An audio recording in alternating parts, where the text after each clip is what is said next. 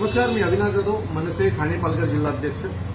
तुम्हाला सगळ्यांना माहिती आहे की आपल्या ठाण्यामध्ये मागील अनेक वर्षांपासून अनेक समस्या आहेत आणि ट्रॅफिक हा विषय तर अतिशय गंभीर आहे। आजही ठाण्याच्या घोडबंदरला गेलात तर जवळजवळ 3-3.5 तासाची ट्रॅफिक आत्ता लागलेली आहे आणि लोक रस्त्यात ढोल वाजवून ह्या सगळ्याचा विरोध करतायत। पाण्याचा प्रश्न तशाच प्रकारचा आहे। घोडबंदरचा पाण्याचा प्रश्न एवढा ज्वलंत झालेला आहे की एक सोसायटी दर महिन्याला 35-35 लाखाचं टँकरने पाणी घेते।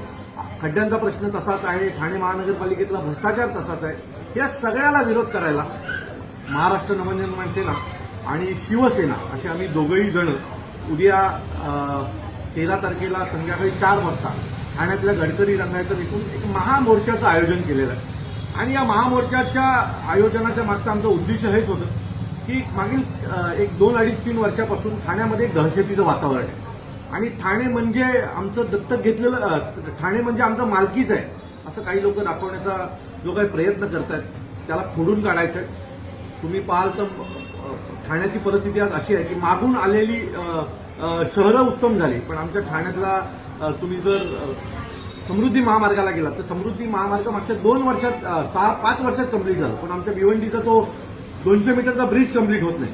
आज ठाण्या मादिवडे ब्रिजची ट्रॅफिक ही कोपरी ब्रिजपर्यंत जायला लागलेली आहे। या सगळ्या गोष्टींचा विरोध करण्यासाठी महाराष्ट्र नवनिर्माण सेना आणि शिवसेना हे दोन्ही पक्ष उद्या एकत्र येतात। प्रचंड मोठा मोर्चा हा संपूर्ण ठाण्याचा निघणार आहे।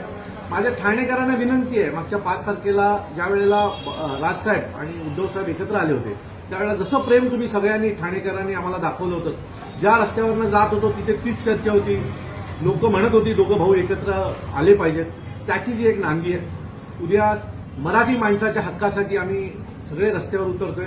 माझी ठाण्यातल्या सर्व मराठी माणसांना विनंती आहे की तुम्ही सगळे मोठ्या संख्येने उद्या रस्त्यावर याल। उद्या 4 वाजता गडकरी रंगायत इथे आम्ही तुमची वाट पाहतोय। एक नवीन इतिहास घडवूया। बाळासाहेबांचे दोन्हीही मुलं ही ठाण्यापासून त्यांच्या राजकीय याची सुरुवात करतील, तर तुम्ही सगळे या मोर्चाला उपस्थित राहाल अशी अपेक्षा बाळगतो आणि उद्या तुमच्या सगळ्यांची आम्ही सगळे महाराष्ट्र सैनिक शिवसैनिक वाट पाहतोय। धन्यवाद।